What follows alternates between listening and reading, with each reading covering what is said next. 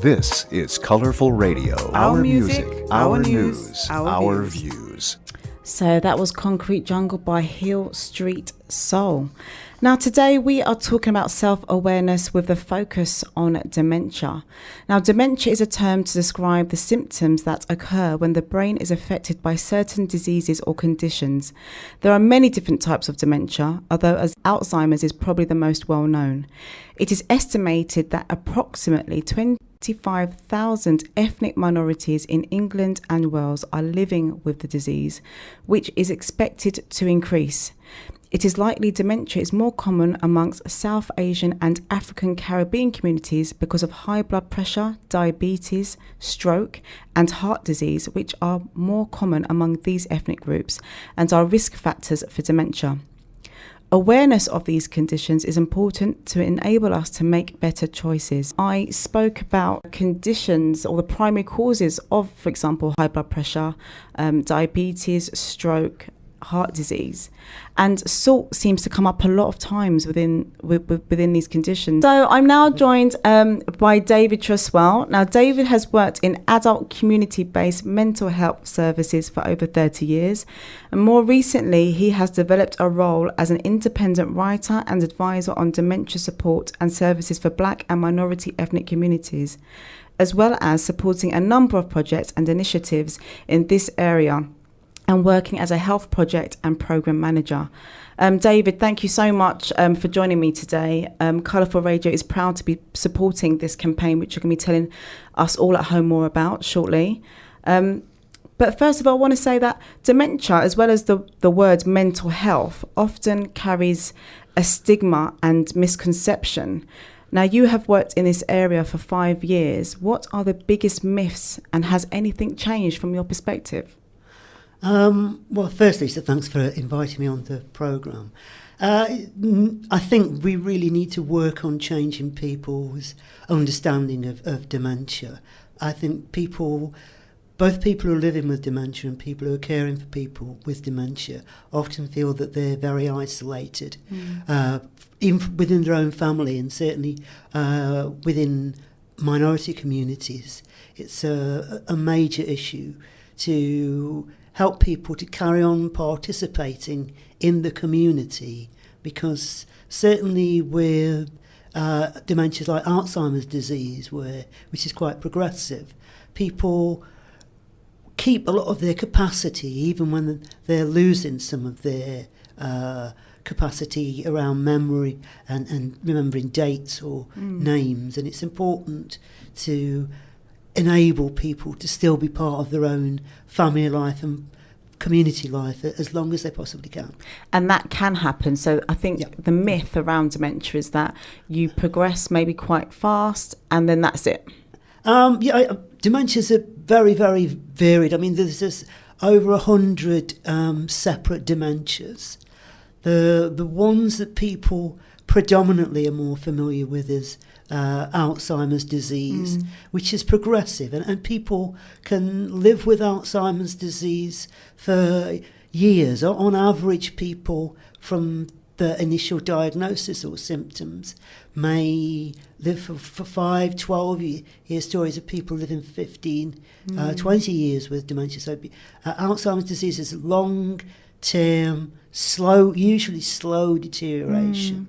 The other issue, which we'll probably come to a bit later, is vascular dementia, which is more prevalent in the African, Caribbean and Asian community because of these health issues you mentioned earlier. That tends to be a more stepped progression. What it means is people will lose some of their abilities and stay at a particular stage for quite a while, and then there'll suddenly be a rapid loss, and then they'll stay at a situation where they've lost maybe a lot of the facilities they had before, but there's no deterioration for quite a while, and then there's another rapid drop off. What's the cause?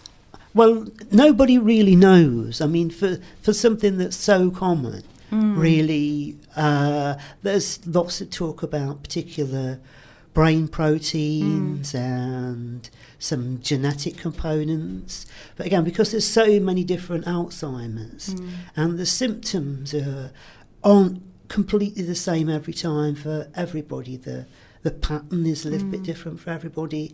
Really, why it's important, there's a lot of emphasis at the moment on research, is nobody really understands what causes it. And that's also why the treatments are available for it in terms of medications are relatively limited.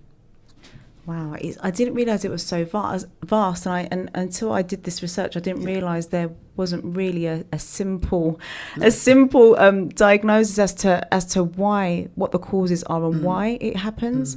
But from doing some of the research, it's especially within why it affects predominantly African, Caribbean and South Asian communities. It's very particular. Those two communities are very particular, and it mentioned, the high blood pressure and salt intake, lack of exercise may have or may be some of the primary reasons to the causes. Would you agree with that? Well, with the African, Caribbean and Asian community, there's a higher proportion of people who are likely to have a stroke. And it's the high blood pressure and the hypertension and the diabetes that make people more liable to have a stroke. And it's the vascular dementia that's one of the things that can happen as a result of stroke. It doesn't necessarily mean it's going to happen. So in terms of the healthy eating, the salt, all those are things that really reduce the likelihood that people will develop some of these earlier health issues like diabetes, hypertension, which reduce the risk of stroke, which would reduce the risk of vascular dementia. So I think that's where the healthy eating link comes in for that particular form of dementia. And it's always a good thing anyway for people to be healthy in later life. I think, we shouldn't stop whatever we're doing at 25 and say, right, it's downhill from now on. I have my lot. I think it's important for people, again, for a whole host of reasons, about keeping socially active, to keep physically active and be concerned about their diet really throughout their lives. There's going to be a lot more of us around who are over 60. We see a lot of certainly my kind of pop and rock favourites from my earlier life pushing on into 65 and 70, still making, as far as I'm concerned, great albums. Yes. And we all need to be like that, really, in terms of we've always got potentially more years of life to get, and we want better quality, more years of life. Earlier on in the show, I mentioned that it's really important to have our own self-awareness so that we understand what our bodies are trying to tell us. And I explained earlier that I had a headache, and I've been having a headache for some time now, but I haven't done anything about it.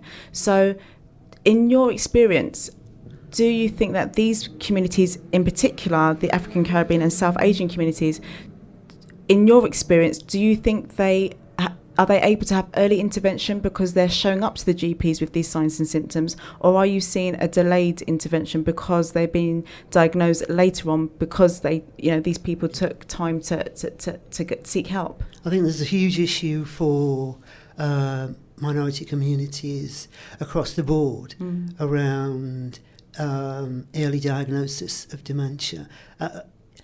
It's important to have an early diagnosis of dementia because, one, some of the drug treatments actually need to be administered early to have the best possible effect. And also in terms of really getting used to the idea and talking to people about what you want to do with the rest of your life and making arrangements like living wills, the power of attorney issues, what treatments people may want.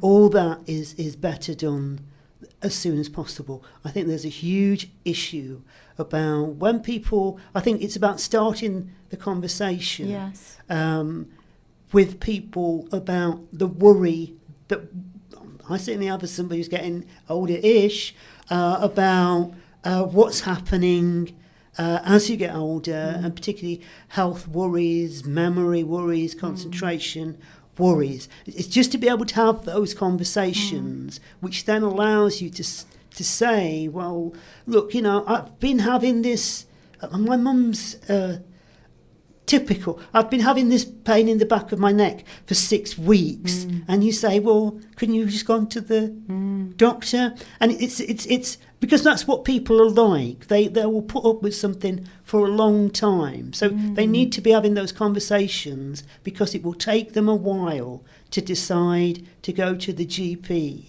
And if they don't even start those conversations because people are terrified, and they are, about the idea of dementia, then they'll leave it and leave it and leave it. And what happens is people then become very, very... People don't understand what's happening to them. Carers don't understand what's happening to them. Sooner or later, because if they will not get better, there'll be a huge crisis, and it will feel catastrophic. Carers get ill trying to look after people with dementia who are getting very ill, who don't understand what's happening, and they're giving all their life to somebody, but at the same time don't actually understand how to care for them properly. So they get ill. People with dementia, because they're not looking after themselves properly, don't understand what's happening. They get ill. They can get things like urinary infections, chest infections. They could take a fall. It seems like there's a knock-on effect just by ignoring something. Absolutely. So there's always, as I said before, our body speaks to us. Are we listening? Because the effects of not listening means that there's wider implications. Yeah.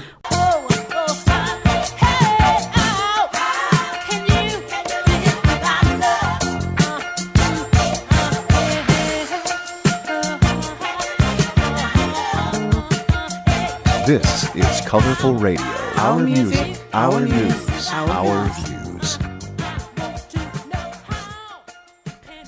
So before that track, I was speaking to David Truswell, and we'll be continuing this discussion about dementia.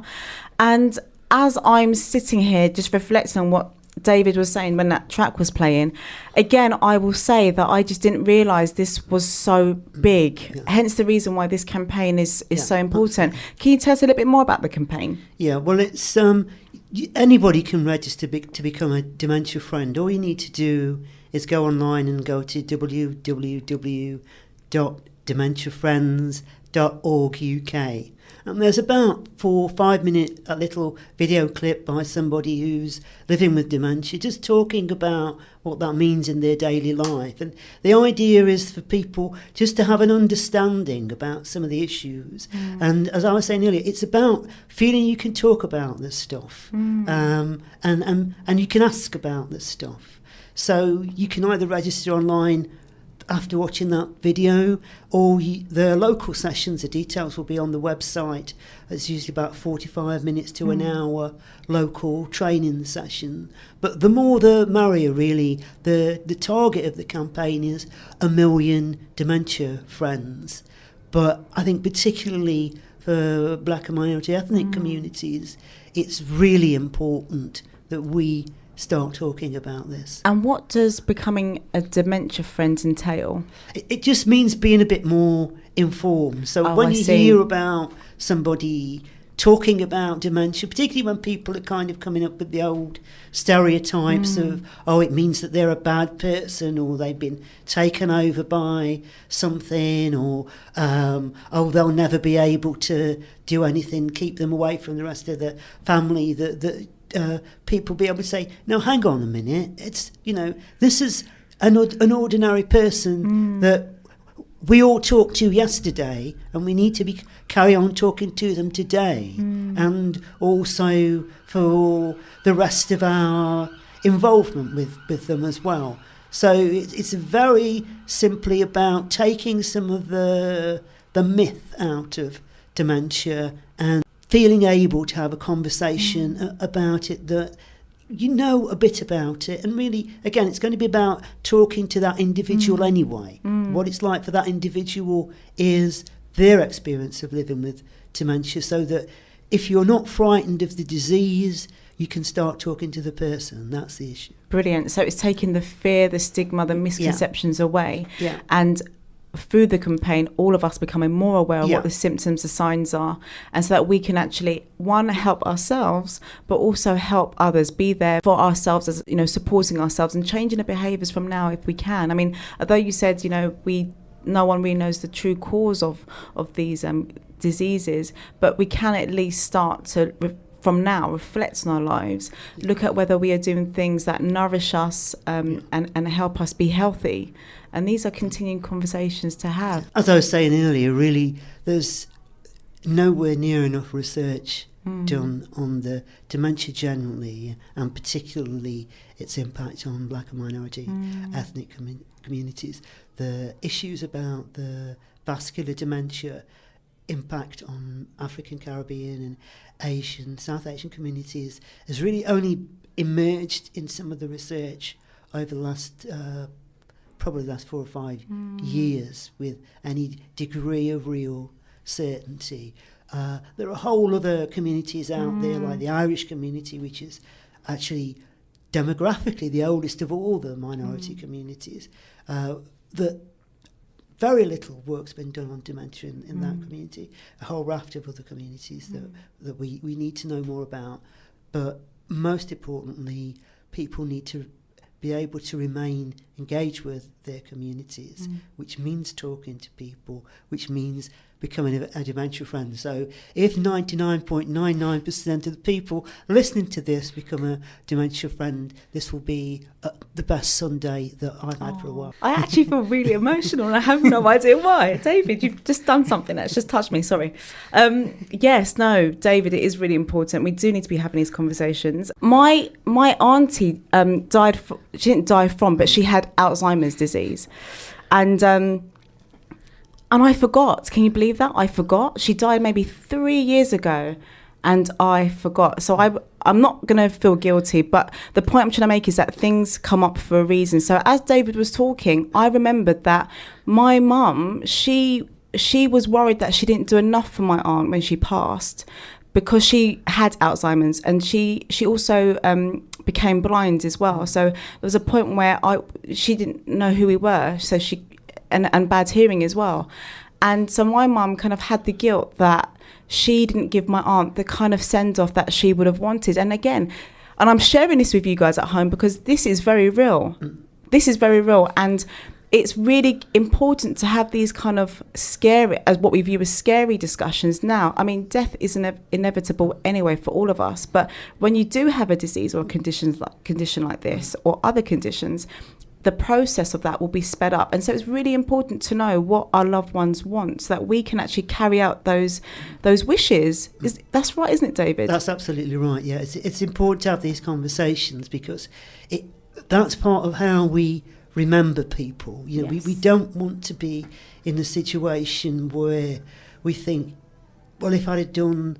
Yeah, but there's always that sense of one thinks those things. But insofar as it's possible, the earlier the conversation starts, the earlier you can assure yourself, I'm doing as much as I can from what I know. But I think there's an important issue around dementia as people, in the old way of dealing with people were kind of pushed to the margins and left out. In a way that pushes the memory of them out of the way, and keeping the conversation, I think, enhances the memory, that not only the memory of them before they got the illness, but as much memory as you can conserve as they progress through their lives living with dementia, because life doesn't stop. No, it doesn't. And particularly as you were pointing out, Lisa, these conversations in our communities around how we live our lives and the resolutions we feel we need to make, particularly with something like dementia, where people may need to think about those resolutions earlier, so that they're ensured that whatever they feel has to be done is done. Those conversations need to start we have to be brave enough Yes, to we start do. those conversations. And people like you and Dementia Friends are doing just that. You're having these conversations. You're doing the campaign to raise the awareness levels of this issue. And I thank you so much for joining me today. Can you remind everyone at home one more time how they can be a Dementia Friend? Yeah, it's easy. You just kind of go online. If you don't know how to get online, get your kids or your grandkids to show you what to do. It's www.dementiafriends, that's all one word, .org.uk. That'll take you to a website. There's a short video by somebody who's living with dementia. They tell you what it's like. A couple of people who are already Dementia Friends talk a little bit about what's involved. You can register there and then. You get sent a booklet, or you can go to your local area. There'll be details on the website about your local training session, 45 minutes to an hour. You can all afford to do this. Yes. Do it. Oh, David, thank you very much. And actually, before you go, every Sunday I do this thing called Appreciation Sunday. Okay. It's where I ask or invite people at home to think about what they appreciate and what they're grateful for today. And I'd like to ask you, what do you appreciate and what are you grateful for today? Well, it may sound like a cliche, but I'm really grateful to be able to come on here and just tell people about Dementia Friends, because this is something that will make a huge difference to the life of somebody you know. So I'm really grateful for the opportunity. Thank you very much. Thank you, David. Thank you very much. So, guys, you've heard how to be a Dementia Friend. Get on that website, have a look, and just do it. Awareness, knowledge, as we know, is power. It's key. So let's do it.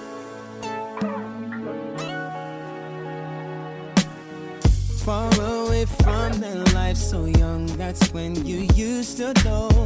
Many dreams since then you've had have come and gone, the time I show.